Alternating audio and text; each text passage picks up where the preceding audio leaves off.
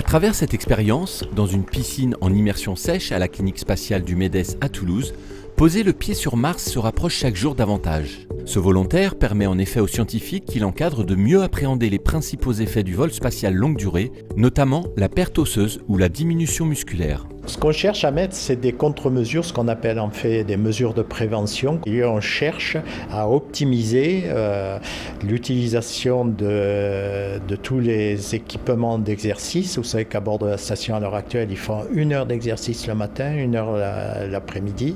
Et il faut optimiser ça parce qu'on sait déjà qu'on n'arrive pas à tout contrôler parfaitement. Les scientifiques du CNES sont en quête de savoir. La destination martienne a beau être lointaine, entre 2 ans et demi et 3 ans de voyage, le défi est de plus en plus concret au niveau international. Le travail à effectuer pour réaliser des missions habitées vers la Lune ou vers Mars est monumental. Et donc si on veut préparer les astronautes à des durées aussi longues, il faut évidemment aller plus loin que la durée standard actuelle des astronautes dans l'espace, dans l'ISS, qui est de 6 mois. Faire des simulations au sol où on enferme des personnes pendant des mois et des années peut apporter des réponses au niveau des réactions psychologiques, au niveau du sentiment de confinement. Dans cette idée, le CADMOS, le Centre d'aide au développement des activités en micropesanteur et des opérations spatiales, est un outil de choix.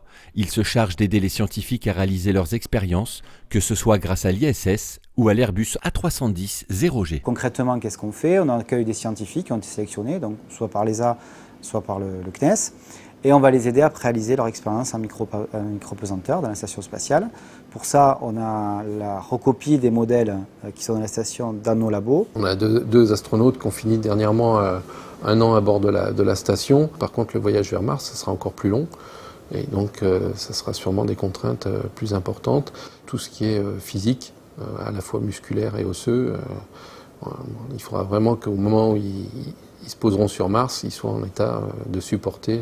Il y a une légère gravité, donc il faudra supporter cette gravité. Aujourd'hui, c'est un challenge physiologique que d'imaginer envoyer des hommes sur des missions et des vols habités sur plusieurs années. Alors pour ne rien laisser au hasard au sein du CADMOS, sont menées des expériences dans le domaine du cardiovasculaire, des neurosciences, du muscle ou de la nutrition.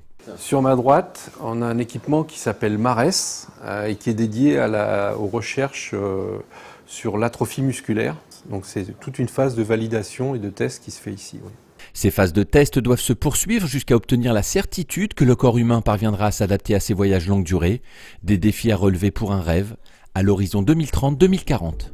On est dans la même fibre que les premiers explorateurs qui se sont retrouvés au bord de l'océan et qui se demandaient ce qu'il y a en face. C'est une histoire sans fin. C'est un peu l'histoire de l'humanité. Donc oui, c'est quand même quelque chose qui fait rêver.